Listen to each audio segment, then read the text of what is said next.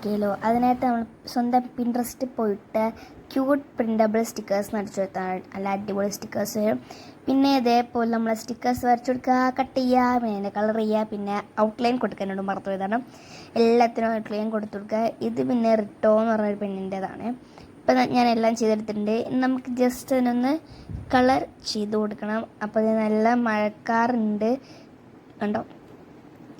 അപ്പം മഴക്കാറില്ലാത്ത പോലെ കണ്ടിട്ടുണ്ടാവും. നല്ല മഴക്കാറാണ്. ഇപ്പം മഴ പെയ്തിട്ടുണ്ട്. അപ്പം ഫോണിൽ ക്ലിയർ ആയിട്ടാണ് ഇങ്ങനെ കാണുന്നത്. ഇനി നമുക്ക് ഇത് ജസ്റ്റ് ഒന്ന് ഇതിലിങ്ങനെ വിട്ടിട്ട് ഒന്ന് കട്ട് ചെയ്ത് കൊടുക്കണം. ഞാനിപ്പോൾ കാണിച്ചിട്ട് ഇതിൻ്റെ അകത്ത് ഇത് വോയിസ് ഓവർ ആയതുകൊണ്ടാണ്.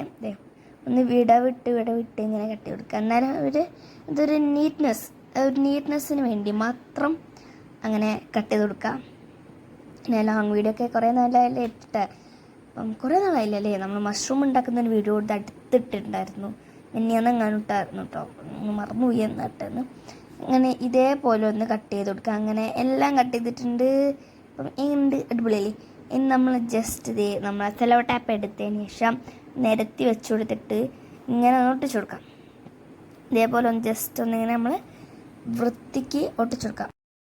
ഇനി നീറ്റായിട്ടൊന്ന് ഒട്ടിച്ചെടുക്കുക. ഇത് നമ്മളെ ഗ്രിഡ് ലൈൻസ് ഇട്ടിട്ടുള്ള ഒരു A4 ഷീറ്റ് പകുതിയോളം മുറിച്ചെടുത്തിട്ടുണ്ട്. പിന്നെ നമ്മുടെ ട്രാൻസ്പെറൻറ്റ് ഷീറ്റിന് പകരം ഞാൻ വേറെ എന്തോ ഷീറ്റാണ് എടുത്തൊട്ടിച്ചിട്ടുള്ളത്.